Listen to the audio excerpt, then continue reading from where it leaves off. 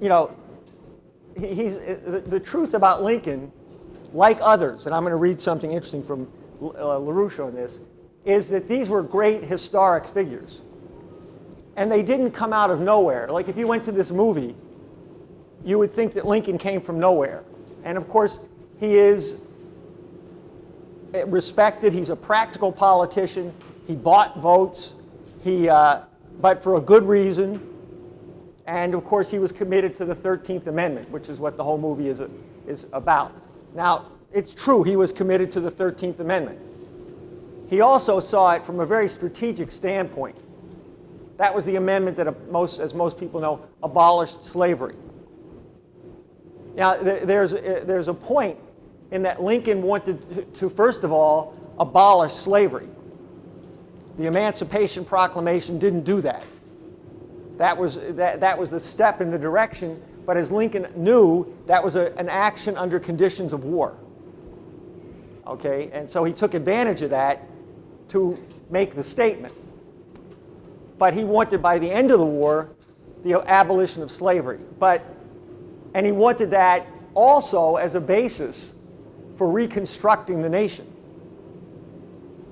That's all these. He's such a central figure. These are all very important moments because a great deal of what we're living with today, a mere 150 years later, is the consequences of the failure to reconstruct the nation completely.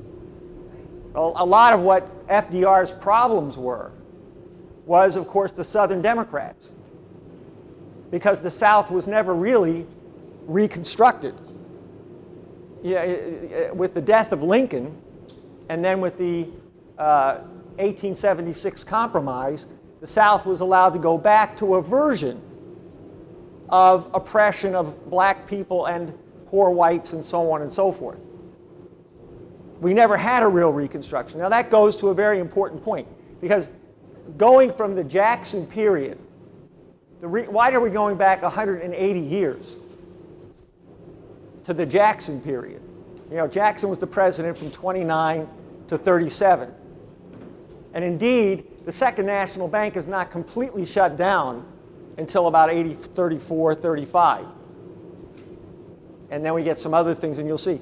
But in effect, since that period, since about the middle of the 1830s, we have never had the American system. Because the American system is not a place. It's not something that was built in North America between Canada and Mexico.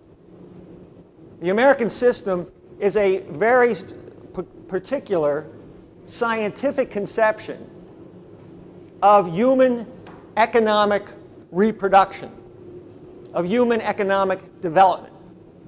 In fact, the essence of it is, and Diane referred to this thing in the preamble of the Constitution, for us, we, the people, in order to form a more perfect union, to provide for the security and so on and so forth, for us and our posterity. Now, you think about this, you have to think about a more perfect union. Yeah, most people think of perfect as being perfect. You can't be more than perfect. But to be more perfect means a process of constant development. Constant progress, constant scientific progress, as Lynn went through in the webcast last night. And this is the basis of a credit system. So the U.S., the system upon which the United States was founded, was oriented to the constant scientific progress and the cultural basis for that for future generations. You never exist only for yourself or only for your generation or your time period.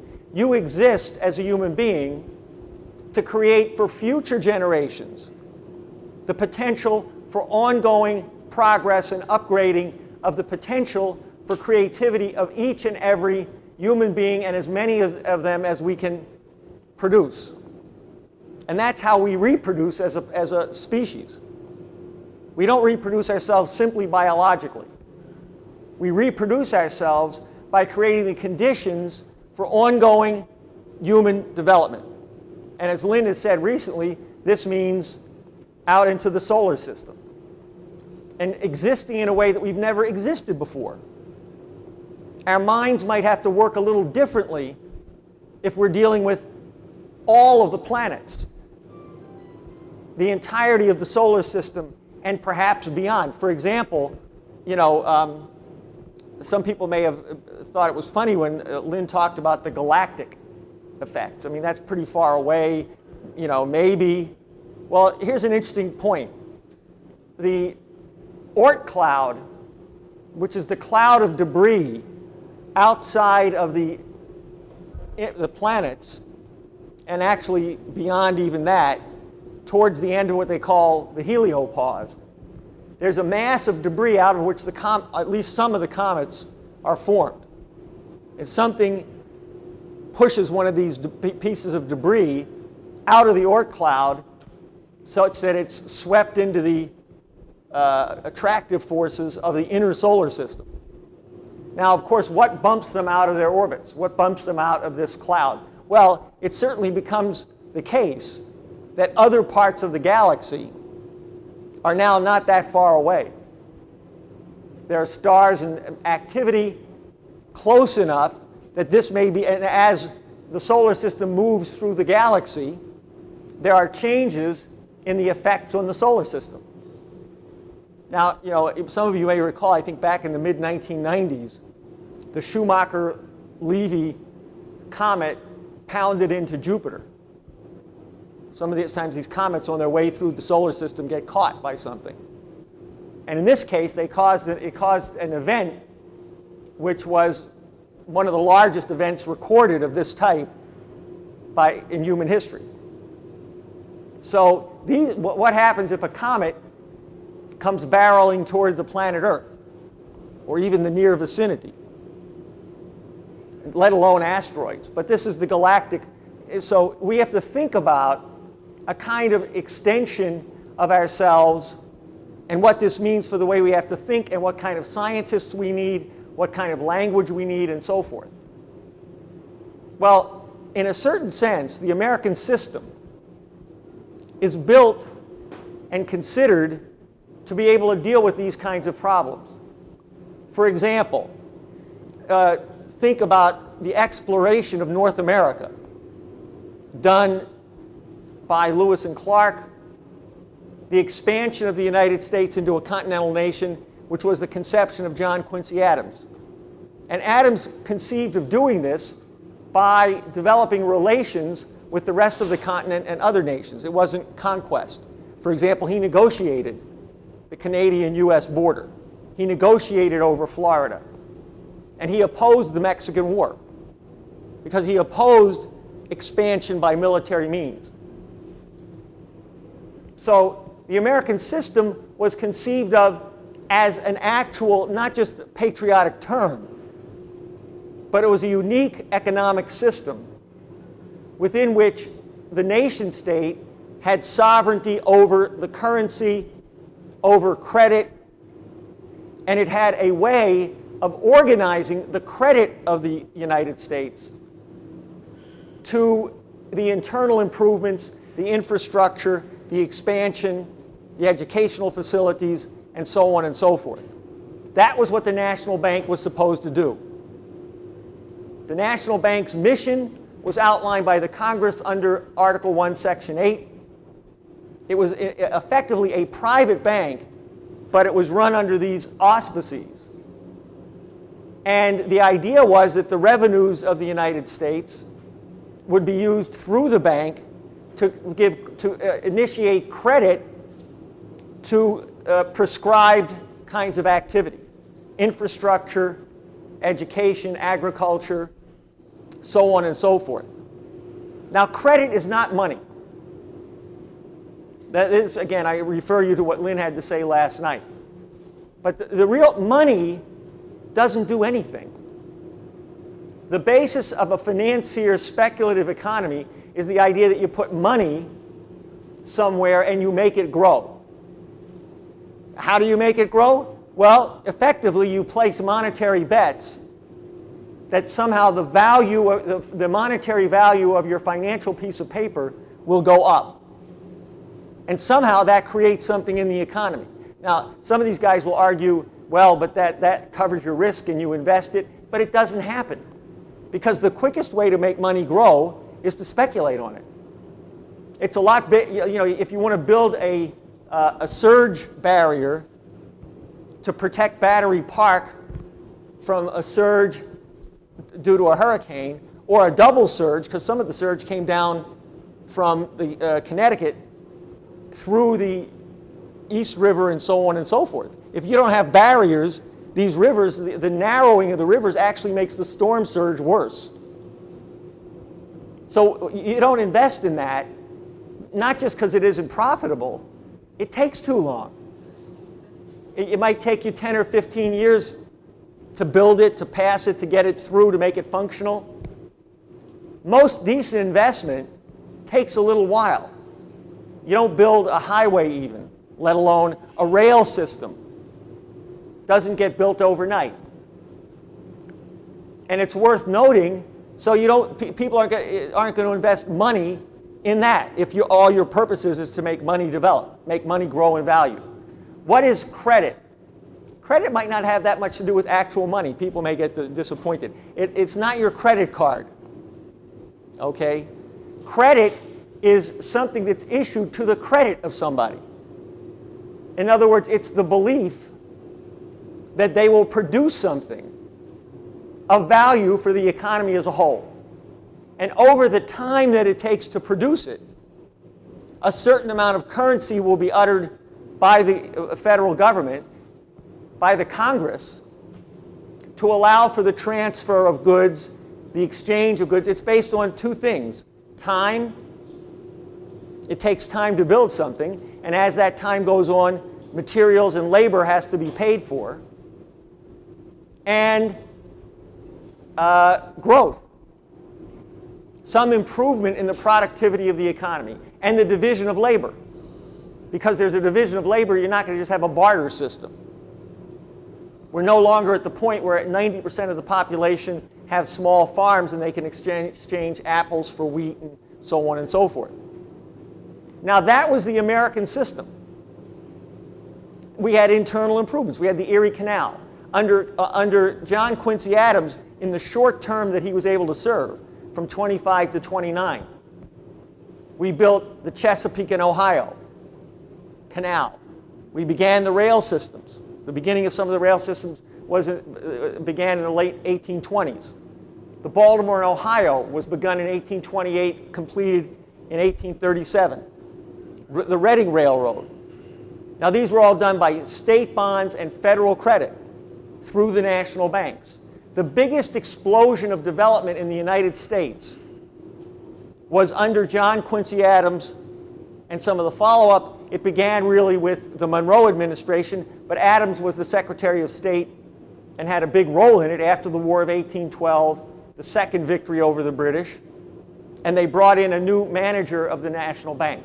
Now, I'm giving you that background to make the point that when Jackson came in and he said, government should be a simple little machine, and we want to give you back your money, we're going to give you tax breaks, and we're not going to have any debt. Sound familiar? And we're going to build up a Democratic Party, which is what Martin Van Buren did out of New York City. The core of the Democratic Party apparatus, the press, was built out of New York City and Wall Street. Martin Van Buren was a lawyer for Wall Street. He was a personal friend of Aaron Burr. He was involved in getting Burr out of the country and getting witnesses and so on and so forth. And Van Buren was the leading advisor to Jackson. He was Jackson's vice president. He was the leading organizer of the Democratic Party as we know it today. The party form of it, the party discipline, almost like a parliamentary system, where you're not loyal to the country, you're loyal to your party. So what did Jackson and company do? They destroyed the Second National Bank, which was the means of issuing credit, and they destroyed the idea of internal improvements. which we would know as infrastructure. They said that we don't want to pay for this. You don't get money out of this. This costs you tax money. We want a free enterprise system, which was the British system. That's what Martin Van Buren wanted. Martin Van Buren, as president, said, I believe in the free market system. I believe in free enterprise, not what John Quincy Adams did, and so on. So what this was targeted at, internal improvements, the Second National Bank, protection of industry. Why protect? Think of protection of industry. Protection because the British system, which we saw implemented largely in the South at this point, was a raw materials looting. So the idea was you create a one-crop system which exports to the manufacturers of the British or elsewhere, and your entire economy is based on that one crop. Now the British, of course, this is an imperial system, and they knew bloody well this was a slave system. So this story that you get about how the British abolished slavery in 1833 and they were in favor of abolition is a crock. Okay? They did it to make themselves look clean because they knew the slave operation was being run in places like the United States, the southern United States at that point, and Brazil and other places like this, which they profited off of, and largely the Spanish monarchy ran the slave trade at this point at the behest of the British. So it was an attack on the American system by Wall Street, by the British banking financial system. Now, in a sense, what we've had since then is we've been fortunate. Why do we exist as a relatively significant nation even to this day, though we've been massively degenerated over the last 40 years in particular? We are virtually, at this point, an occupied country. We don't have a government. We have a British stooge run by Tony Blair. You know, one funny thing about Tony Blair, besides everything else, besides being an arrogant beyond belief and a twit on top of it all, I don't know how he gets that hair combed that way, but I don't have enough left to worry about. Anyway, Blair is credited. There was, in fact, this well-known actress, Helen Mirren, won an Academy Award. You might recall the movie, playing Queen Elizabeth. And Tony Blair is the big hero of the movie. Why? Because, in fact, Tony Blair is given credit for saving the monarchy when Princess Diana was killed. He did the PR for them. He taught them how to do public relations. He went to the British people and saved their reputation and told them how to look, you know, properly upset and so on and so forth. So he is a creature of the British monarchy. He is a henchman of the monarchy itself. So what has kept us going? Well, what has kept us going is a few cases, a few moments of true intellectual, scientific leadership of an extraordinary quality that you can see represented in a small handful of our presidents, for example. Not that it's only presidents, but this is the one thing to look at, the best thing to look at. Who were they?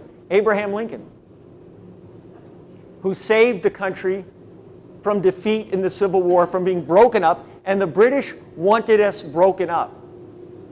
The British plan, people like Slidell and Mason, who escaped, who were involved in the Trent affair when we captured them off the boat, the Trent, and Lincoln let them go because he didn't want to let the British into the war. What were they up to? They were agents for the Confederacy in touch with the British. And what was the Confederate plan? The Knights of the Golden Dawn and so on. A lot of it was run out of Canada. And this is not secret stuff. This is known, the record is there. It's never discussed. And what was the idea? You would break up North America into a Southern Confederacy. At one point, there was the idea of Wisconsin, I think Minnesota up there, being a Northwest section that was going to succeed in the middle of the Civil War. The idea was a Western secession, and maybe break the United States up into 5, 6, 7, 8 parts, so that it would not represent any significant nation-state power against the British Empire. Since the Revolution, we have been, the United States, or the American system, has been the target of the British Empire. And that, so what, you have FDR. FDR saved the United States from fascism. Not just from the war, from fascism. In 1932-33, people like Walter Lippmann, supposed liberal, were talking about how we need somebody who's effectively a dictator. And the model for a lot of these people was Mussolini. If not Hitler, at least Mussolini. And Roosevelt, in his inaugural address, said, "I will not be a dictator." Lippmann, for example, criticized him for this. "I will use the executive powers." Some people complained about that. "But we will not bring dictatorship. I will not invoke emergency powers unless we reach some further condition." So Roosevelt evoked, and if you read his public papers, in volume 2, I think, in the early pages, he describes the nature of the New Deal. And he says the New Deal was based on the preamble of the Constitution. We've had a few other people. McKinley made some efforts. Kennedy, in his short time in office, harked back to FDR, harked back to the policies of federal development of the public lands. What did Roosevelt do? The TVA, the Grand Coulee Dam, the finishing of the Hoover Dam, the beginning of the St. Lawrence Seaway. And you could go on and on. Public schools, post offices, libraries, roads, and so on. Now, before you mentioned Kennedy, you mentioned another president. McKinley. Yeah. Okay. Now, of course, we have an interesting history. Lincoln was assassinated. McKinley was assassinated. Roosevelt, there was a coup d'etat that was avoided.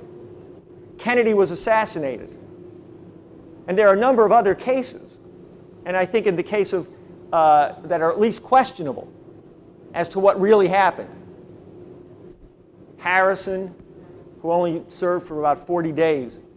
Zachary Taylor. Again, people who had any inclination. Harrison said that he was going to bring back the National Bank. Okay? And that, Garfield and so on. It's a lot. We've had, what, 44 presidents? Something like, I may have lost track here, but something like that. Okay? Think about what a percentage of presidents and how many of these we know very little about. Lincoln, for example. On the same night that Lincoln was assassinated, Seward was nearly assassinated. There was somebody who was supposed to get Grant, but Grant didn't go to the theater. So to say it was a conspiracy, in that sense, it's clear. This was not a lone assassin. This wasn't John Wilkes Booth running around by himself. Okay? Now, to understand what is the threat, what kind of leadership are we talking about that we need? In effect, we have not had the American system. We've had parts of it. We've had momentary moments, and those momentary periods have carried us through a century, almost 2 centuries, 180 years. Now, we nearly lost the country after Jackson because it set up the Civil War. And in fact, this is something in the pamphlet, so I'll just refer to it. John Quincy Adams, in 1833, said that if we continue in this direction, No, if we destroy the Second National Bank, if we pit interest against interest, we will have a civil war. We will lose the nation. And I'll point out that Lincoln re-entered politics based on his conception that Adams was right and that we were at that point. So Lincoln came out of a specific political fight. He didn't come out of a cabbage patch. He didn't just walk out of Kentucky into Illinois and somehow, et cetera, et cetera. He was, you know, in many ways you can think about, he was picked up in the same way that some of the, under Cusa, well, before Cusa, in the Brethren of the Common Life in the 14th century, they would take young boys and bring them to places and have them translate new documents that were being discovered by Plato or others, and use that to educate the young boys of really peasants and so forth, or artisans. How was Gauss educated? His father was a bricklayer. And so he was brought into the Carolinian school at a young age, and he was given the opportunity to develop his intellectual powers. I think in the case of Lincoln, he was picked up by certain political people in Illinois connected to John Quincy Adams. And when he was in Congress, Lincoln was a supporter of Adams. In fact, he was the one who made the speech against the Mexican-American War, which Adams had been the leading opponent of. Adams did not want Texas to enter as a slave state. Adams, like no other president, went and got himself elected to the Congress and spent 18 years in the Congress and was the leading opponent of slavery in the Congress. And he wasn't really associated with any particular party. And he got up day in and day out with petitions to stop slavery in Washington, D.C. And he wasn't even allowed to put the petition on the floor. He was completely gagged until the middle of the 1840s. 8 years he fought this battle. But he was the leading voice against slavery. Now it's worth noting that Lincoln, as a young man, as a young legislator in Illinois, and another guy named Daniel, I forget his last name, passed a resolution calling for the ending of slavery in Washington, D.C. In other words, they were politically tied to the same direction that Quincy Adams was tied to. And I'll give you another example, and then I want to get to a broader point. In December 20, I'll read it from this later, December 26th of 1938, when Lincoln was 29 years old, not quite 30 years old, he made a speech in the floor of the Illinois State Legislature. And what did he do? He attacked the sub-treasury. What was the sub-treasury? The sub-treasury was what in particular came in under Van Buren, really, but it was the direction that Jackson was moving to, was that the revenues were under the executive. And the idea was that the money could not be used for any investment in internal improvements or anything. So Lincoln makes one of his longest speeches attacking the sub-treasury versus the national bank. And maybe I'll do that, and then I'll really get to something else. Just so there's no confusion, because this is what they actually brought in. The so-called, they moved the money into the states, into the state banks. Roger Taney. Who was Roger Taney? What happened under Jackson was, as Diane pointed out, they never really voted. There was no real vote against the Second National Bank. In fact, Jackson vetoed a vote to recharter it. The investigations led to nothing.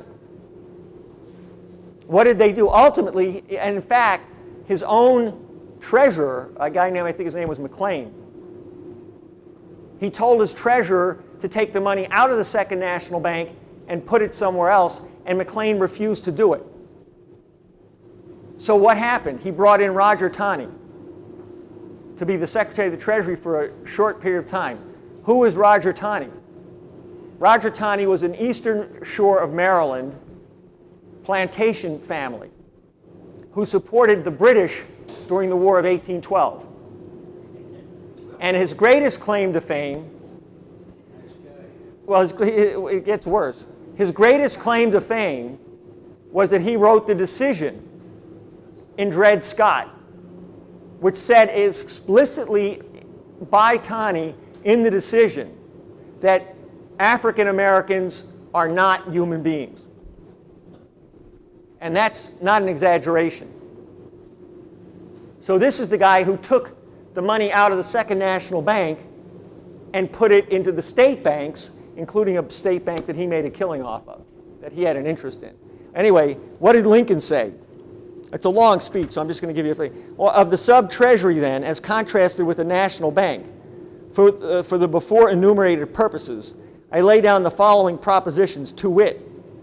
It, the sub-treasury, will injuriously affect the community by its operation on the circulating medium. Second, it will be more expensive as a fiscal agent. Third, it will be a less secure depository for the public money. So he's in favor of the national bank and against the sub-treasury.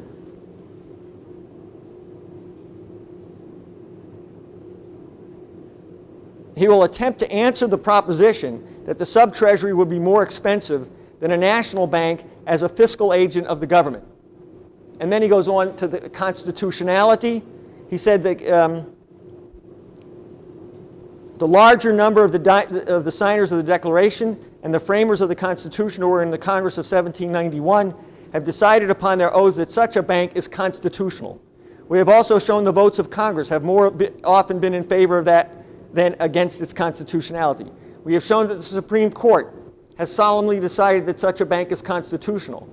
Protesting these authorities to settle the question ought to be conclusive. I will not urge them further now. And then he goes on and, of course, talks about the role of the national bank. So Lincoln, at the age of 29, and actually there's a famous section here that's quoted in the Jackson pamphlet to give you a sense of what he thought of Van Buren and Jackson. Because I'll give you a clue why a lot of historians, for example, a guy named Willents from New Jersey, a lot of historians claim that Lincoln is in the Jefferson-Jackson tradition. In fact, the title of one book is Democracy from Jefferson to Lincoln. Most of the book is about Jackson. Because we're not talking about simple-minded democracy. A bunch of idiots voting is not a great idea. They may vote all the same way. But you have to qualify yourself as a citizen. Now, Lincoln had this to say at the end. This is the end of the speech on the sub-treasury. Now remember, this was the Jackson-Van Buren answer. It's what they replaced the Second National Bank. I want to make the point, Lincoln was in the Adams, Washington, Hamilton, Massachusetts Bay, American system, not just tradition, he understood what it meant. And that's why he won the Civil War. Now, he said,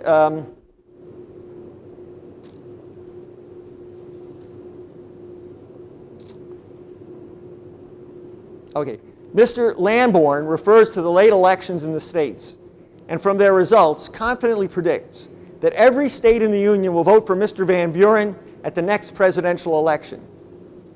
So it's about Van Buren, who was Jackson's vice president. Address the argument to cowards and to knaves. With the free and the brave, it will affect nothing. It may be true. If it must, let it. Many free countries have lost their liberty, and ours may lose hers. But if she shall, it be at my proudest plume, not that I was the last to desert, but that I never deserted her. I know that the great volcano at Washington, aroused and directed by the evil spirits that reign there, is belching forth the lava of political corruption in a current broad and deep, which is sweeping with frightful velocity over the whole length and breadth of the land, bidding fair to leave unscathed no green spot or living thing, while on its bosom are riding like demons on the waves of hell, the imps of that evil spirit, and fiendishly taunting all those who dare to resist its destroying course, with the hopelessness of their effort. And knowing this, I cannot deny that all may be swept away. Broken by it, I too may be. Bow to it, I never will. The probability that we may fall in this struggle ought not to deter us from the support of a cause we believe to be just. It shall not deter me. If ever I feel the soul within me elevate and expand to those dimensions not wholly unworthy of its almighty architect, it is when I contemplate the cause of my country, deserted by all the world beside, and I standing up boldly and alone and hurling defiance at our victorious oppressors. Here without contemplating consequences, before high heaven, and in the face of the world, I swear eternal fidelity to the just cause, as I deem it, of the land of my life, my liberty, and my love. And who that thinks with me will not fearlessly adopt the oath that I take. Let none falter who thinks he is right, and we may succeed. But if after all we shall fail, be it so.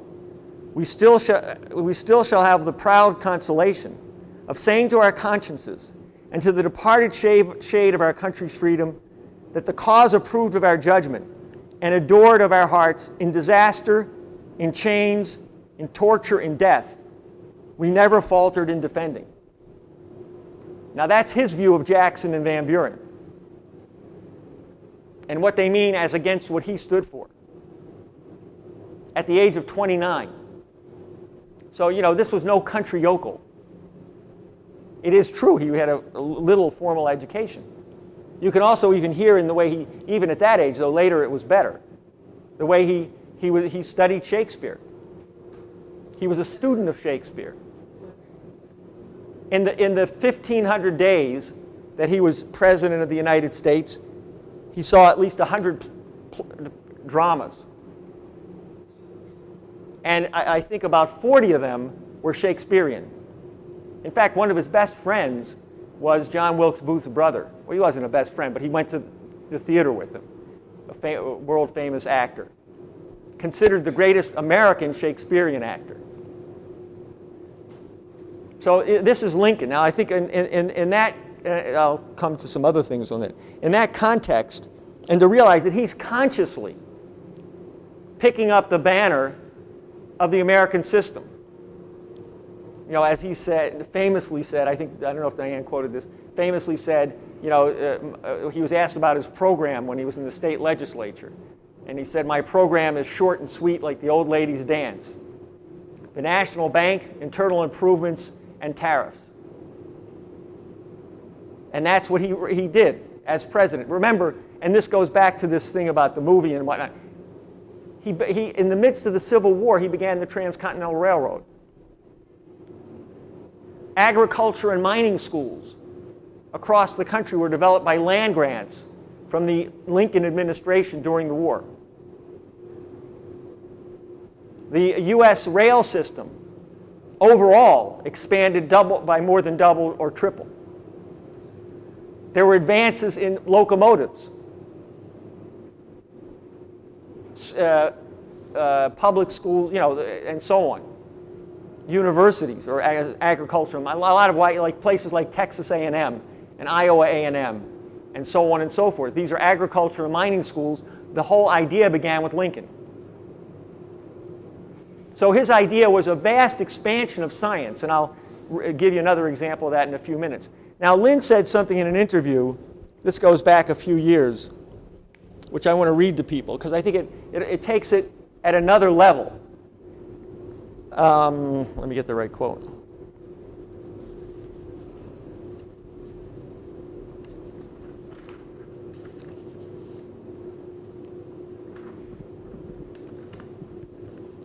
Interviewer, we are coming up on the 200th anniversary of Lincoln's birth.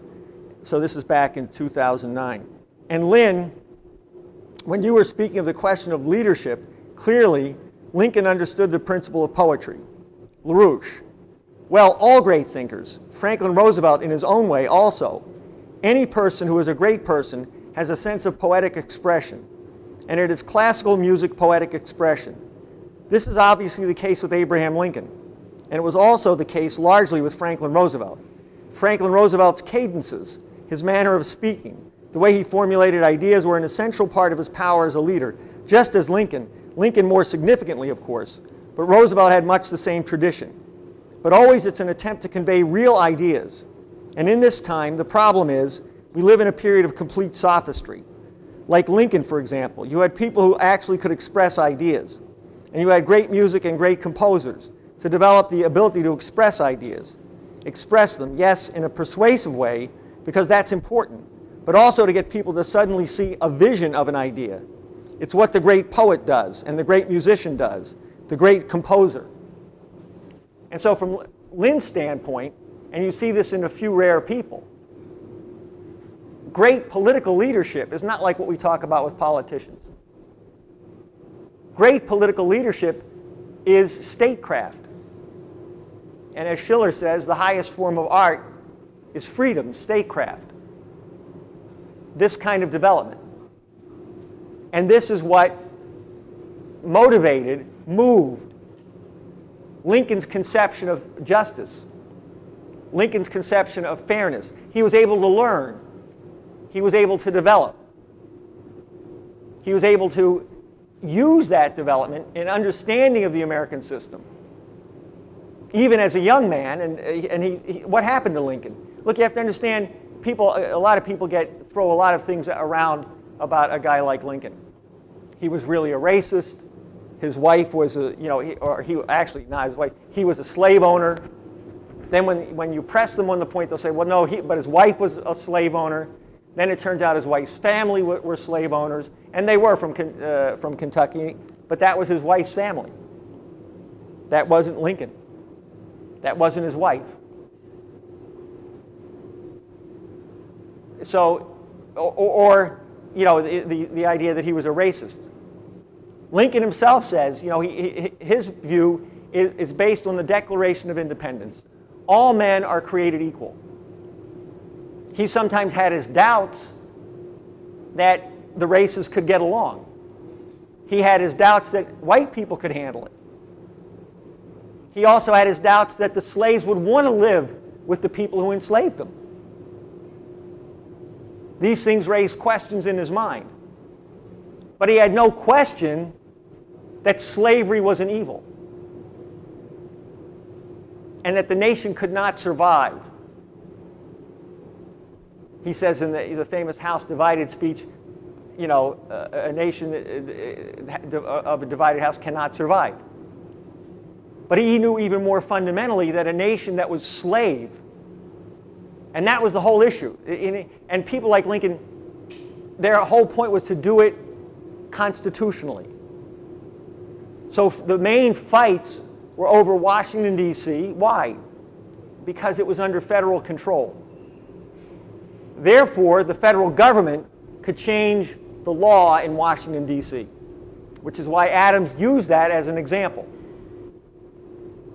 Secondly, the fight was over the expansion of slavery, because the founding fathers believed that slavery would disappear if there was real development, if the South were industrialized. And that was the basic idea. That's why the law was in 1808, the slave trade had to stop and so forth. But they had to incorporate the southern colonies to defeat the British. And the southern colonies were the plantation colonies, tobacco and then later cotton. And so in incorporating the southern states, they left open the question of slavery. They were against it, and I would refer you to Lincoln's Cooper Union speech. He gave a speech not too far from here in New York City in 1860, where he argues very cogently that the signers of the Declaration, the creators of the Constitution, were anti-slavery in the vast majority. What happened was that the British, because of certain things going on in Europe, confused some of the political leadership in the United States. There were splits amongst the founding fathers, particularly after the death of Franklin and then Washington, and ultimately the murder of Hamilton. And so people like Jefferson, who was a questionable character anyway, and Adams began to divide over the French versus the British and so on and so forth. And what really developed was in Boston in particular and in New York, a financial layer who depended on the cotton trade or the free trade, their dealings with Great Britain, and ultimately the cotton trade. So you had, in 1814, you had the Hartford Convention. People may not realize that the threat of the Hartford Convention, which was the New England states, threatened to secede first because they didn't want tariffs. They didn't want protection of industry. They wanted free trade. So during this period, there was a certain breakup of the leadership of the country. This was somewhat brought back together in the Monroe, particularly the second Monroe administration, with John Quincy Adams and the period that I referred to. And these are the kinds of things that were understood, were known. So they wanted slavery out. But when the country led it down this path and they couldn't unify themselves, the southern states chose slavery. Now it's worth noting that the Confederate Constitution, what does it do? Much of it sounds like the Constitution. There are a few exceptions. What does the Confederate Constitution leave out? The general welfare clause of the preamble and Article 1, Section 8 is left out. And they have an explicit clause that says you can spend no money on internal improvements. You can't have infrastructure that encompasses the states. It can only be done by individual states. The Confederate Constitution is based on states' rights. Sound familiar? The government oppresses you, and yet without the government, there are no universalizing projects. There are no projects that unite the nation as a nation. And so slavery was spread largely after the Hartford Convention and the bringing in of cotton. And people talk about the cotton gin, and so these things made an impact. But it was a decision to go with free trade, the British system, against the American system in the Confederate States. Right.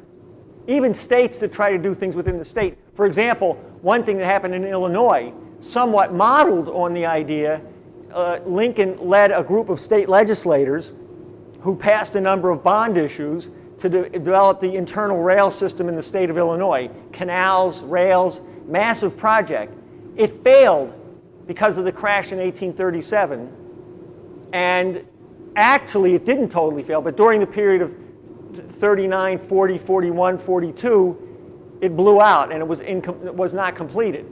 Ultimately, that very same project was completed, which made Illinois the center of the national rail, Chicago the center of the national rail system, and the Mississippi and so forth. But unless you have a universalizing sense of the nation, where you recognize that improvements to the infrastructure of the nation creates the conditions under which the population is able to lift itself beyond the existing level of technology, beyond the existing level of science, and that the nation will invest in that, where no independent business is going to make that kind of broad investment. That's right. Lincoln put in a regulation of the gauge of the rail, because all the states had a different gauge, and the gauge was based upon the width of the wheels of a chariot during the Roman Empire. All right.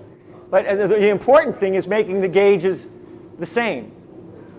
Okay? So this is all, Lincoln understood that the nation was built to be against slavery.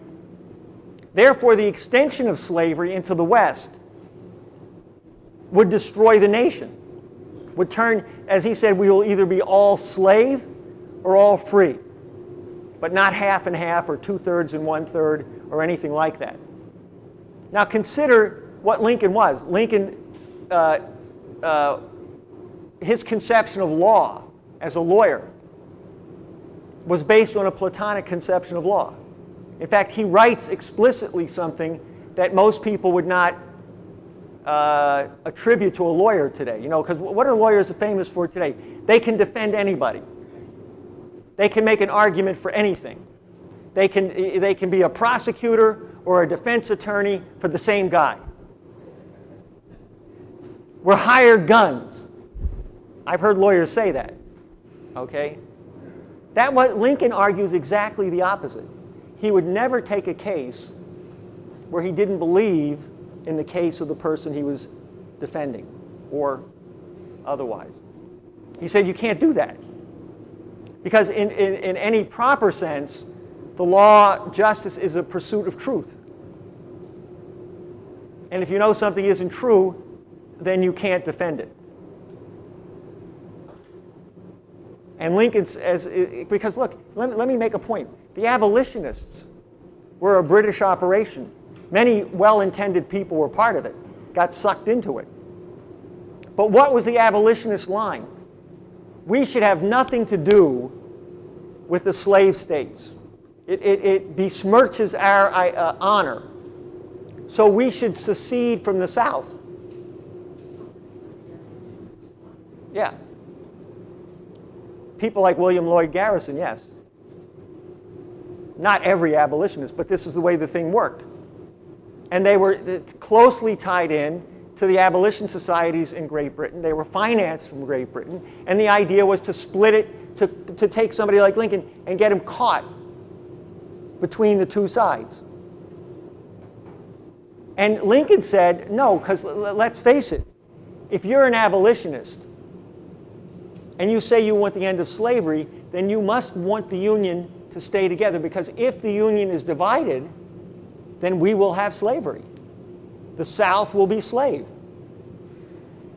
And it can expand to the West. But to be an abolitionist in the sense of wanting to let the country go to hell was to effectively be in favor of slavery. And so he said, I want the Union first. Without that, we don't have the power to end slavery. And so he tells Greeley in a famous and ironic comment, he says, if I have to keep all the slaves to save the Union, I'll keep the slaves. If I have to let all the slaves go to keep the Union, I'll let them all go. If it has to be half and half, it'll be half and half. But we're fighting for the Union. I'll give you another example, however, to show you what the ironic juxtaposition of what he said to Greeley, which was truthful, and then what he said to a bunch of people, Unionists in Illinois, who wanted to break, who were against the Emancipation Proclamation. And let me give, just to give you a sense of that.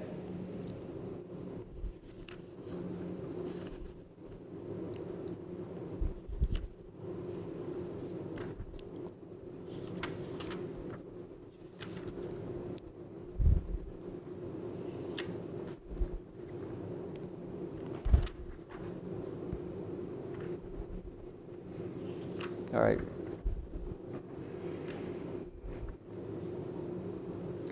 Your letter inviting me to attend a mass meeting of unconditional Union men to be held at the capital of Illinois on the 3rd day of September has been received. Then he basically says he'd like to be there, but he couldn't, so he sent the letter. There are those who are dissatisfied with me. To such I would say, you desire peace, and you blame me that we do not have it. But how can we attain it? There are but 3 conceivable ways. First, to suppress the rebellion by force of arms. This I am trying to do. Are you for it? If you are, so far we agreed. If you are not, a second way is to give up the Union. I'm against this. Are you for it? If you are, you should say so plainly. If you are not for force, or yet for dissolution, there only remains some imaginable compromise. Now remember, he's talking to his supporters. I do not believe that any compromise embracing the maintenance of the Union is now possible. All that I learned leads to a directly opposite belief. The strength of the rebellion is its military, its army. The army dominates all the country and the people within it. Now this is true. Lincoln, a lot of what was going on was the generals and the politicals, particularly the Democratic North, were saying, let's hold a position and negotiate. Let's hold a position and negotiate. And of course, negotiation meant compromise with slavery and with everything about the South. It meant effectively recognizing the South. And Lincoln said, no, you have to destroy the Army of Northern Virginia. The only strategic way to succeed is to defeat their ability to fight. And so he did that. And that caused a lot of what he knew would be problems after the war, but he had to do it. And he had a whole idea of Reconstruction. Remember, the Reconstruction was destroyed by the assassination. But anyway, I'll go to the end. You say that you will not fight to free Negroes. Some of them seem willing to fight for you, but no matter. Fight you then exclusively to save the Union. I issued the proclamation on purpose to aid you in saving the Union. Whenever you shall have conquered all resistance to the Union, if I shall urge you to continue fighting, it will be an apt time for you to declare you will not fight for the free Negroes. I thought that in your struggle for the Union, to whatever extent the Negroes should cease helping the enemy, to that extent it weakened the enemy in his resistance to you. Do you think differently? I thought that whatever Negroes can be got to do as soldiers leaves just so much less for white soldiers to do in saving the Union. Does it appear otherwise to you? But Negroes, like other people, act upon motives. Why should they do anything for us if we will do nothing for them? If they stake their lives for us, they must be prompted by the strongest motive, even the promise of freedom. And the promise being made must be kept. So this is talking to his own supporters. He didn't hold back too much. He wasn't, because he had a conception of a nation that was supposed to create a certain kind of individual, a certain kind of citizen, not the other way around. If the citizens were backward, then they were not to be listened to. And he took that upon himself, and that, without Lincoln, we would have lost the Civil War. Or we would have compromised our way out of it. And the British were simply waiting for the moment to recognize the South. The only reason they didn't recognize the South is because they thought the North might win. In fact, as a sidelight, this was the whole point behind the Gettysburg Adventure. The Gettysburg Adventure was a fool's adventure. They had no supply lines, they were outnumbered, and so on and so forth. So why did the genius Robert E. Lee do this? He wasn't a genius, but you know, why did he do it? Because he wanted to get a victory that would give the British an excuse to recognize the South. And that's why Gettysburg was important. It failed. And the British had observers right there on the Confederate side. So you have to recognize that Lincoln was a strategist, just like Washington was. That these people had a conception of a nation state that guided their sense of what they should be doing. Now beyond that, in Lincoln's case, he also had a conception of the nature of mankind, which I wouldn't say is as developed as Lynn's, but it's in this. You can see the commonality that comes out of a conception that does root itself in what I've referred to as the American system. And this is a famous thing. And by the way, it's funny because a lot of biographers treat this as though it's silly. And you know, Lincoln is trying to write something, and he said in a letter it wasn't what he wanted. It didn't come out as good as he wanted. But they make fun of him for trying to go into an area that he didn't know anything about. And it's worth noting that, of course, Lincoln's leading economic advisor was Henry Carey, who was the son of Matthew Carey, with whom Nelson Biddle worked. Now, why do I say Nelson?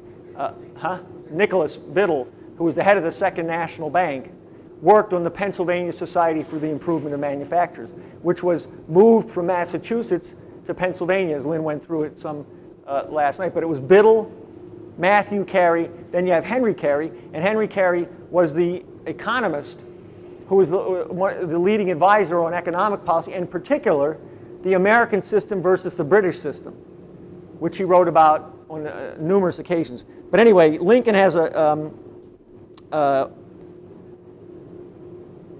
speech, Discoveries and Inventions. All creation is a mine, and every man a miner.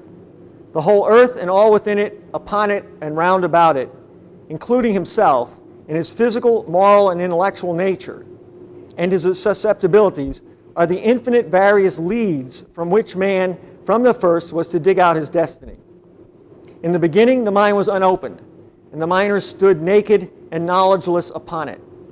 Fishes, birds, beasts, and creeping things are not miners, but feeders and lodgers merely. Beavers build houses, but they build them in no wise differently or better now than they did 5,000 years ago.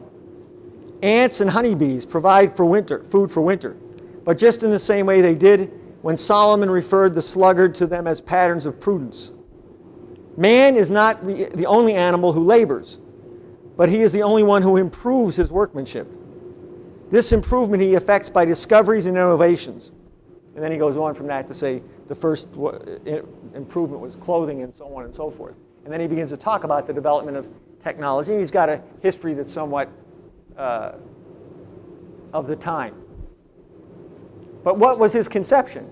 His conception was that it's the ability of the human species to discover principles that changes the way we build our homes. We're not like the beaver. That changes our relationship to nature. And as Lynn has said recently, in effect, we evolve as a species. We become a different species in the modality in which we reproduce ourselves. In one sense, we haven't caught up with some aspects of our own evolution. We know nuclear energy. We know nuclear physics. We are on the verge of great advances in energy flux density, way beyond the imagination. And if you think of what we've been through just in the last 200 years, think of the difference between the early steam engines and thermonuclear fusion.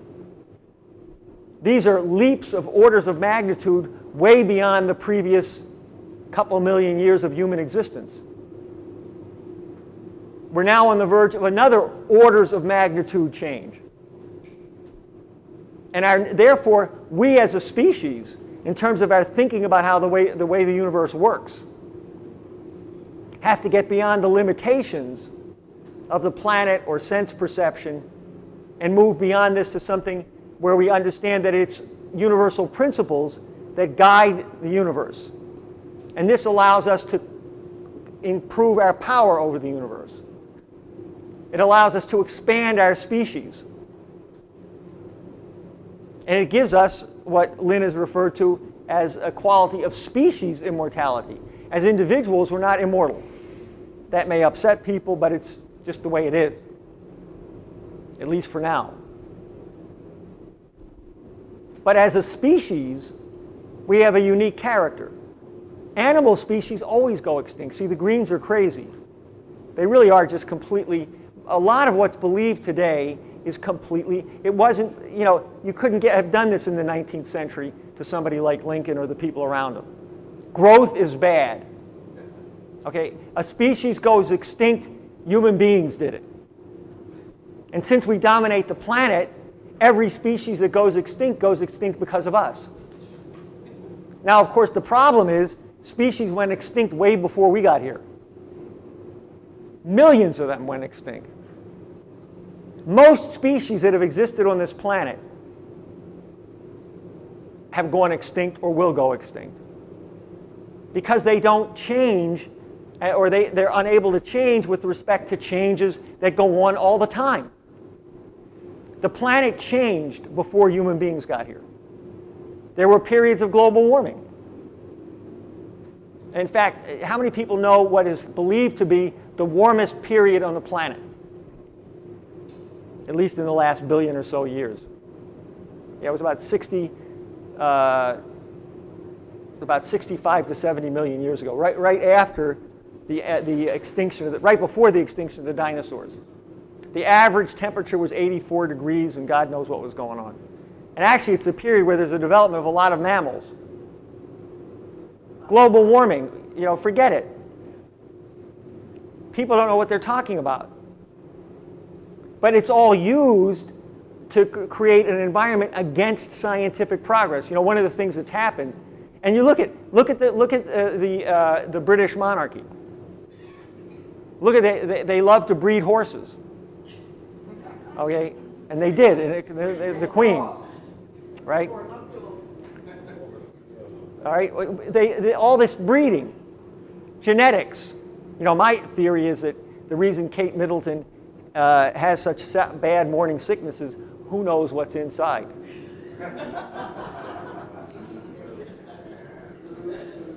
We could have another version of Rosemary's Baby. I don't know. All right. So but you have to realize this is a battle of cultures. And what Lincoln represented, actually there's some fun side stories. Like the only president ever to get a patent was Lincoln. He patented, I don't think it was too useful, but he patented a pontoon kind of device to lift ships up to get over bad spots in the river where the draft was too low, and so on and so forth. And it was patented as a legitimate invention. So he's the only one who ever did anything like that. Okay? So he's not the character that people think of. This is a guy who could quote Shakespeare, and he did to his cabinet. Whether it was Hamlet, or famously on the boat, he was meeting with the cabinet. I think it's before he met with these commissioners from the South, led by the Vice President Alexander Stephens, where he was doing this to say, I negotiated with them. And of course they refused, and so on and so forth. But prior to the meeting, he had a meeting with his cabinet, and he quoted from Macbeth. Now, one of the reasons that he, in particular, at that period, was focused on Macbeth was because it struck him that many of the leaders of the Confederacy, or at least their parents, had fought in the American Revolution, had been founders of the United States. And yet, they now had turned against, in a sense, their own heritage, their own basis, as Macbeth. He had turned against people. So, he uses, like, for example, the idea in this book, The Team of Rivals. The idea, well, what was he doing? He was gathering around him all the other presidential candidates so he could, keep control over them and so forth. There may be some element of that. But he was doing something a little more profound. This was above party. Fighting the Civil War meant that you couldn't have a divide in the North between the parties. So he had to organize the leadership of the parties, which became his cabinet. And some of them didn't get along with him very well, like Blair and so on. There was a long battle between him and Stanton before Stanton realized. And what happened to all these guys, Seward, who himself had presidential ambitions, is they came to realize in the course of the Civil War itself, even Chase came to realize that Lincoln stood head and shoulders above them. That he had a commitment and knowledge and a comprehension that they couldn't match, that without him there wasn't going to be anything. And what was his commitment? His commitment was to that which Quincy Adams fought for. His commitment was to bring back the American system. Internal improvements he succeeded at. Tariffs, he helped protect the steel industry. and the development of the steel industry. He did not get the Second National Bank. This had been destroyed under the Jackson period, and there was still too much political opposition. Just like Roosevelt had to put together the Reconstruction Finance Corporation as a way, in effect, of getting around the lack of a national bank. It existed. He turned it into a credit-generating facility. So the battle that Lynn referred to last night on the webcast, when he talked about the three-part program, Glass-Steagall to clean the garbage out. And that's all it can take, it's taking the garbage out, clean the place up, save people from disease. A credit system, a national bank, and great science driver projects. NWAPA, the Mars Project, and so on and so forth.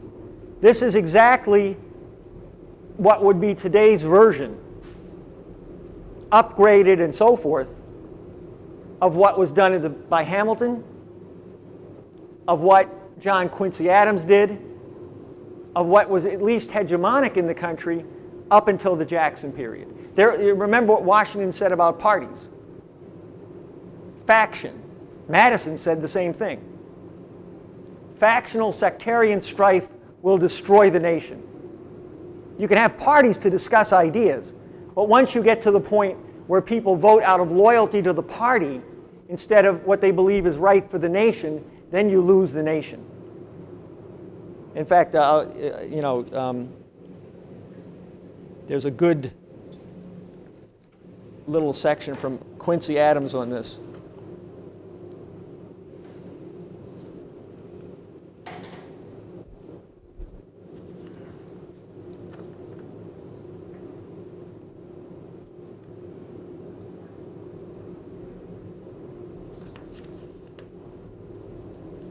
One shot, it's one or the other. Okay. I think it's this.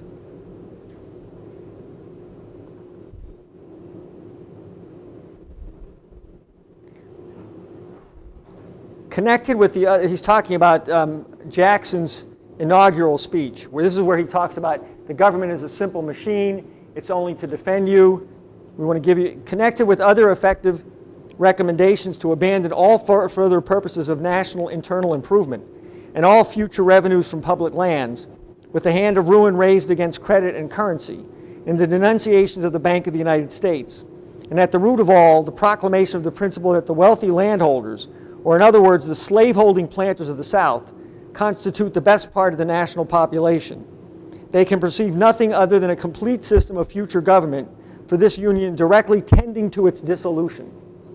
A system totally adverse to that which has prevailed from the establishment of the Constitution till the day of the delivery of the message.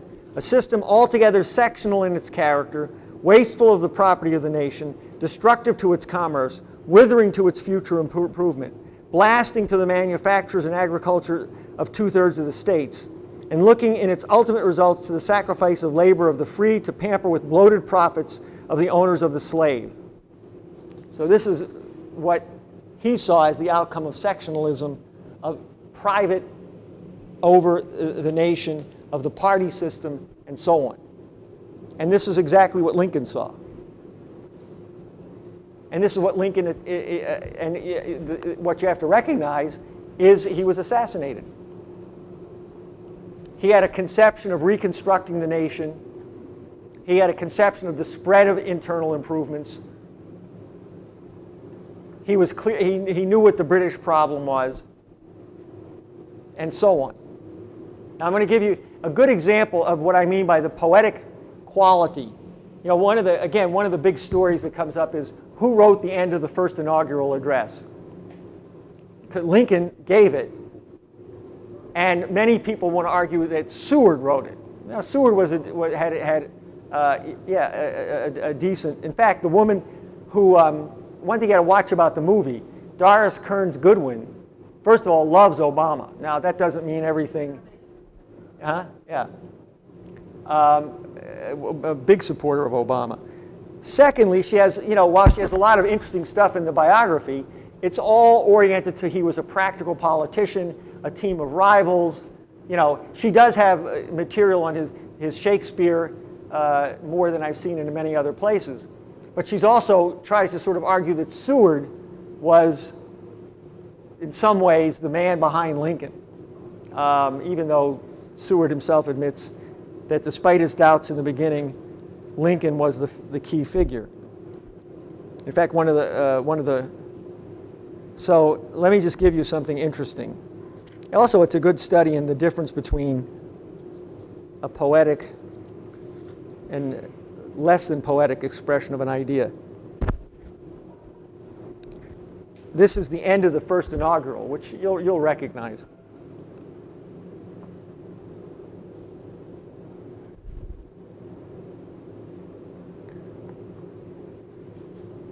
I close. This is Seward's version. We must not be aliens or enemies, but fellow countrymen and brethren. Although passion has strained our bonds of affection too hardly, they must not, I am sure they will not be broken. The mystic chords which, proceeding from so many battlefields and so many patriot graves, pass through all the hearts and hearths in this broad continent of ours, will yet again harmonize in that ancient music when breathed upon by the guardian angel of the nation. So this is Seward. It's not a bad idea. Let me give you, without deciding who wrote what, Lincoln's version of that same ending. I am loath to close. We are not enemies, but friends. We must not be enemies. Though passion may have strained, it must not break our bonds of affection. The mystic chords of memory, stretching from every battlefield and patriot grave to every living heart and hearthstone all over this broad land, will yet swell the chorus of the Union when again touched, as so surely they will be, by the better angels of our nation. So there's a quality of difference in a unified, composed idea, even though Seward gets credit for being part of developing the idea. And you see this in the second inaugural, where, you think about it, no triumphalism. He basically says, we have all suffered the iniquity of slavery. And maybe we've all been penalized for letting slavery be. And now it's time to bind up the wounds with malice toward none and charity toward all. And this is why he was assassinated. Remember, he makes this March the 4th, and on April the 14th he's assassinated. Only 5 days after Appomattox. So when you think about history, you have to think also, where are we now? We have the party system par excellence. We've got a British agent in the White House and a British agent running loose in Chicago, Tony Blair. All right? And we've lost, think of the idea of the word progress. You can't even say progress without people laughing at you. You must be, old school. Progress. Who believes in progress? Progress creates pollution. Progress creates too many people. Progress is a bad thing, fundamentally. That's the green outlook. Progress used to mean the development of the human species. It used to mean that your children would be better, smarter, have greater opportunities than you had, and that this would be because the nation itself had a mission among other nations. As Lincoln concludes in the second inaugural, his last words are to all nations. So this idea of jingoism or chauvinism is foreign to his idea, or other people like Adams, to their idea of patriotism. Now, I think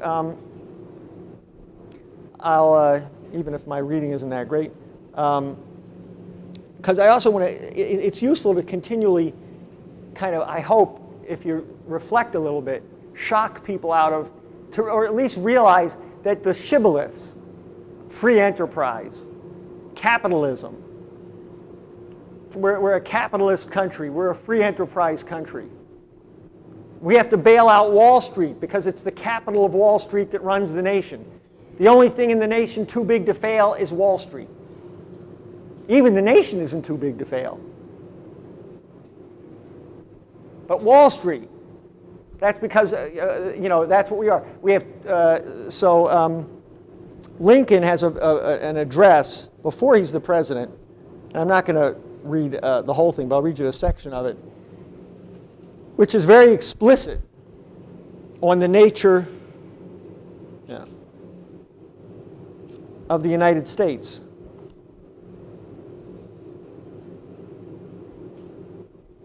Now, first of all, I'll tell you, it's at an agricultural fair, and he talks about, he's very much talks about, in his own way, a certain intensity of development.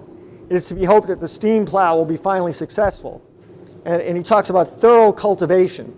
And what he means is that by the proper cultivation, we can get more out of labor, what Lynn called last night, the productivity of labor. In other words, the farmer can work in the same time 5 acres instead of 1 acre. And he therefore gets 50 bushels in the same time instead of 10. Or maybe he gets 50 bushels out of 1 acre. And therefore, he, in 1/5 the time, produces the same quality. What does this take? It takes what Lincoln calls thorough cultivation, by which he means the introduction through scientific means of new technologies, new energies, and so forth. He talks at one point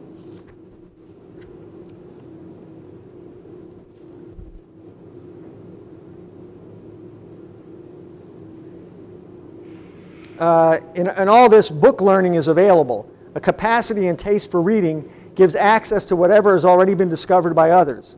It is the key, or one of the keys, to the already solved problems. It gives a relish and facility for necessarily pursuing unsolved ones. The rudiments of science are available, and highly available. Some knowledge of botany assists in dealing with the vegetable world, with all growing crops. Chemistry assists in the analysis of soils, selection, and application of manures, and in numerous other ways. The mechanical branches of natural philosophy are ready to help in almost everything, but especially in reference to implements and machinery. Education, cultivated thought, can be combined with agricultural labor, or any labor, on the principle of thorough work, and so on. I mean, this is the same as Hamilton's artificial labor, manufacturing. This is the idea of actual physical economy. This is what people like Lincoln were. They weren't just, yes, he had a wonderful sense of humor. I don't mean to diminish that. But to sort of pose him as a folksy hero misses the point entirely. And I'll give you another quick flavor of it.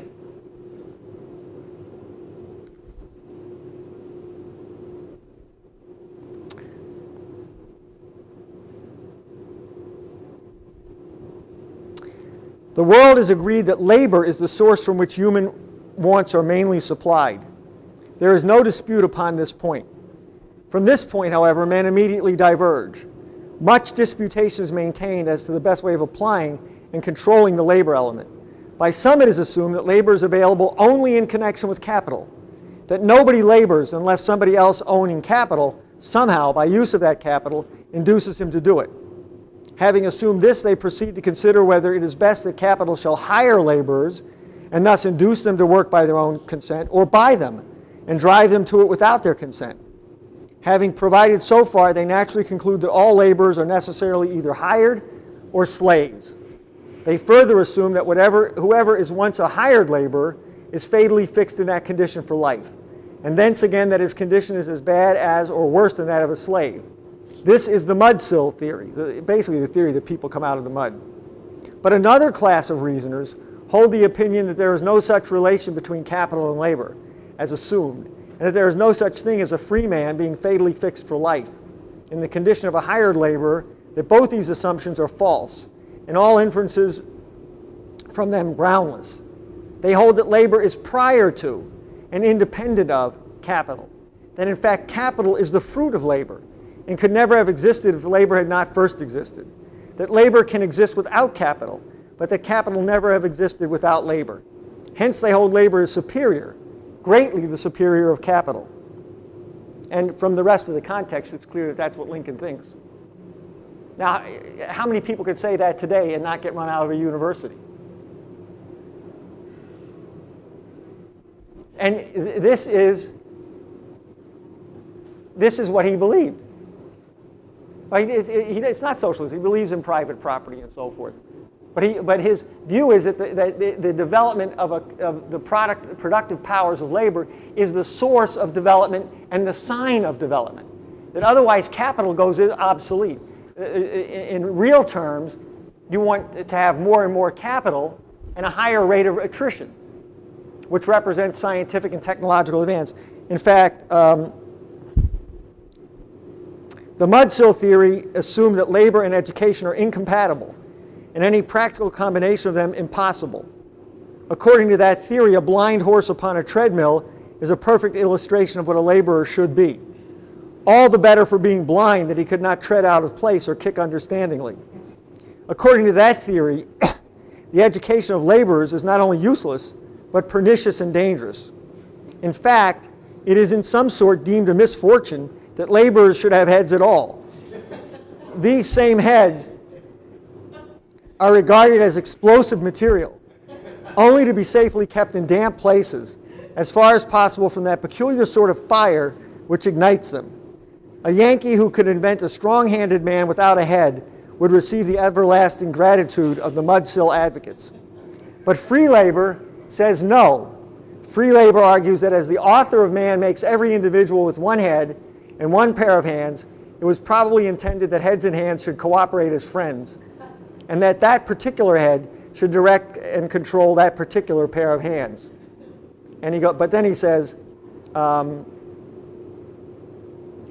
that being so, every head should be cultivated and improved by whatever will add to its capacity for performing its charge. In one word, free labor insists on universal education. Now, I think you get a much different sense of even what the Civil War was really about. It was about slavery. It was about the British system. It was about a degraded conception of humanity which had been prevalent and hegemonic. And the American system of the revolution, including the National Bank, the credit system that Lynn is, because that's the future. The credit system is that all value is in the future. Now that's a tough one for people. Value is not realized in what you do in the present, it's what you contribute to the future and the ability of the future to create a new future. And in a sense, what happened is that after the disaster of the 14th century, the plague, which was created by Venice, by the Venetian imperial system, the Bardi and Peruzzi and so forth, you had a rise of a renaissance, which was what developed modern science, Nicholas of Cusa, leading to Kepler, and all of modern science. But Cusa knew that this republic that he was describing, and he describes it in Concordantia Catholica, could not be realized in Europe. And so he said, go to the New World. Go somewhere far from the oligarchy. And some people tried to do it, Columbus being one of them. Some of the projects failed. But in North America, some succeeded, particularly the Massachusetts Bay Colony.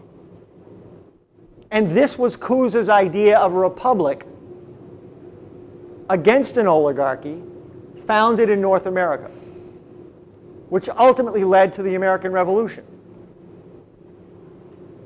And indeed, to this day, that American Revolution stands as the greatest victory against the oligarchy.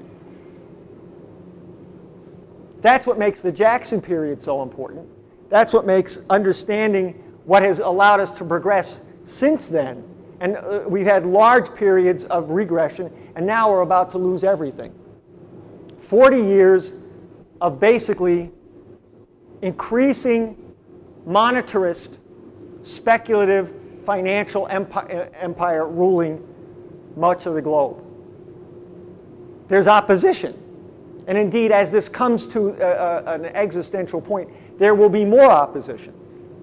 But it will be mostly existential. It'll be anger. It'll be momentary reaction.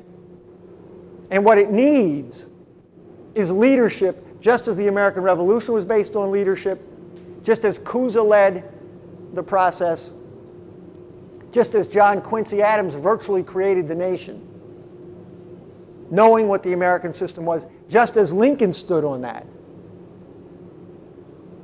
That's the kind of leadership that Lynn represents, and is, of course, in one sense, demanding of a small number of people in the country who will lead their congressmen, not the other way around. We too often go and beg Congress.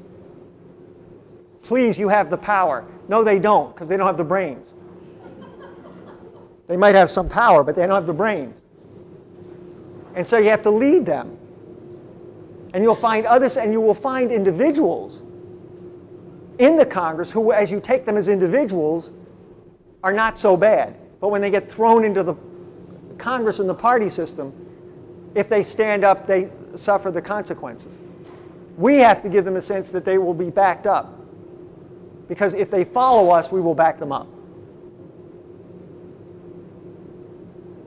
And the example of Lincoln, I think, my point is to capture the whole person, the whole figure in history, a historic figure, a towering figure.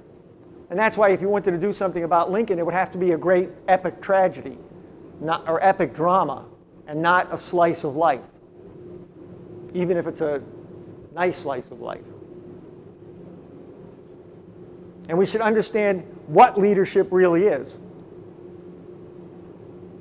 All the things that are said, he was depressed, he had family problems. It's all gossip. I don't know. Maybe he was depressed. Watching 600,000 people die is not a happy thing. Maybe he was troubled. Maybe he was tortured personally by every decision he had to make. He pardoned more soldiers than anybody. Stanton used to have a fit. He would look for an excuse to pardon the soldier. He once said, how can you execute an 18-year-old boy for, being AWOL? Right? Right. But he also knew that it was a life and death matter. Okay, so I'm going to leave it at that because it's getting late.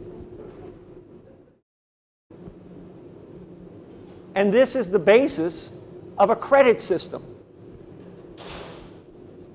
So the U.S., the system upon which the United States was founded, was oriented to the constant scientific progress and the cultural basis for that for future generations.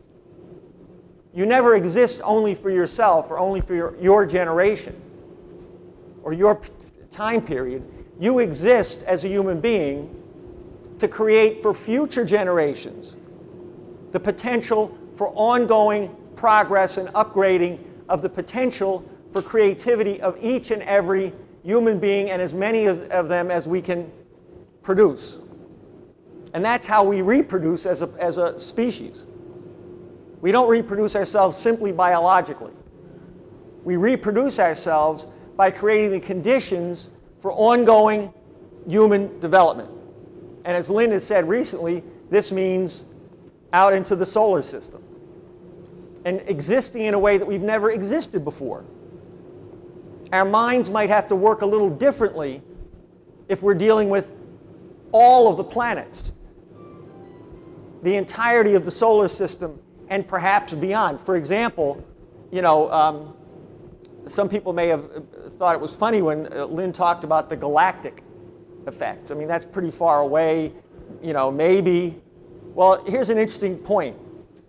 The Oort cloud, which is the cloud of debris outside of the planets, and actually beyond even that, towards the end of what they call the heliopause, there's a mass of debris out of which at least some of the comets are formed.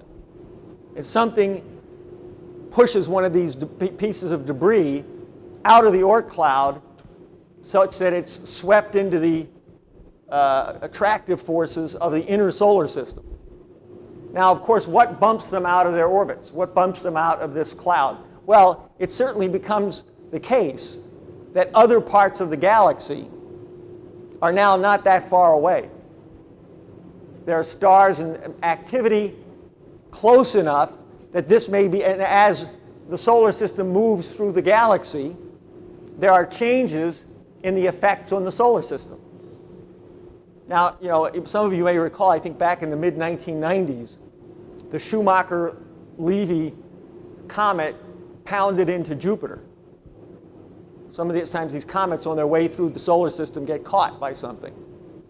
And in this case, it caused an event which was one of the largest events recorded of this type in human history. So what happens if a comet comes barreling toward the planet Earth, or even the near vicinity, let alone asteroids? But this is the galactic. So we have to think about a kind of extension of ourselves and what this means for the way we have to think and what kind of scientists we need, what kind of language we need, and so forth. Well, in a certain sense, the American system is built and considered to be able to deal with these kinds of problems. For example, think about the exploration of North America done by Lewis and Clark, the expansion of the United States into a continental nation, which was the conception of John Quincy Adams. And Adams conceived of doing this by developing relations with the rest of the continent and other nations. It wasn't conquest. For example, he negotiated.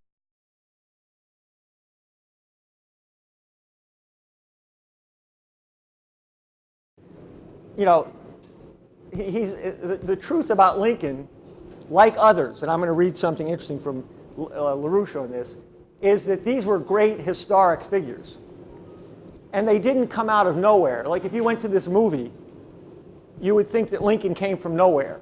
And of course, he is respected. He's a practical politician. He bought votes, but for a good reason. And of course, he was committed to the 13th Amendment, which is what the whole movie is about. Now, it's true, he was committed to the 13th Amendment. He also saw it from a very strategic standpoint. That was the amendment that, as most people know, abolished slavery. Now, there's a point in that Lincoln wanted to, first of all, abolish slavery. The Emancipation Proclamation didn't do that. That was the step in the direction, but as Lincoln knew, that was an action under conditions of war. Okay, and so he took advantage of that to make the statement. But he wanted, by the end of the war, the abolition of slavery. And he wanted that also as a basis for reconstructing the nation. That's all these. He's such a central figure. These are all very important moments because a great deal of what we're living with today, a mere 150 years later, is the consequences of the failure to reconstruct the nation completely. A lot of what FDR's problems was, of course, the Southern Democrats, because the South was never really reconstructed. With the death of Lincoln, the Canadian-U.S. border, he negotiated over Florida, and he opposed the Mexican War because he opposed expansion by military means. So the American system was conceived of as an actual, not just patriotic term, but it was a unique economic system within which the nation state had sovereignty over the currency, over credit, and it had a way of organizing the credit of the United States to the internal improvements, the infrastructure, the expansion, the educational facilities, and so on and so forth. That was what the National Bank was supposed to do. The National Bank's mission was outlined by the Congress under Article 1, Section 8. It was effectively a private bank, but it was run under these auspices. And the idea was that the revenues of the United States would be used through the bank to initiate credit to prescribed kinds of activity: infrastructure, education, agriculture, so on and so forth. Now, credit is not money. That is, again, I refer you to what Lynn had to say last night. But the real money doesn't do anything. The basis of a financier's speculative economy is the idea that you put money somewhere and you make it grow. How do you make it grow? Well, effectively, you place monetary bets that somehow the value of the monetary value of your financial piece of paper will go up. And somehow that creates something in the economy. Now, Lincoln, and then with the 1876 Compromise, the South was allowed to go back to a version of oppression of black people and poor whites and so on and so forth. We never had a real Reconstruction. Now that goes to a very important point, because going from the Jackson period, why are we going back 180 years to the Jackson period? You know, Jackson was the president from 29 to 37. And indeed, the Second National Bank is not completely shut down until about 34, 35. And then we get some other things, and you'll see. But in effect, since that period, since about the middle of the 1830s, we have never had the American system. Because the American system is not a place. It's not something that was built in North America between Canada and Mexico. The American system is a very particular scientific conception of human economic reproduction, of human economic development. In fact, the essence of it is, and Diane referred to this thing in the preamble of the Constitution. For us, we, the people, in order to form a more perfect union, to provide for the security and so on and so forth, for us and our posterity. Now, you think about this, you have to think about a more perfect union. You know, most people think of perfect as being perfect. You can't be more than perfect. But to be more perfect means a process of constant development, constant progress, constant scientific progress, as Lynn went through in the webcast last night.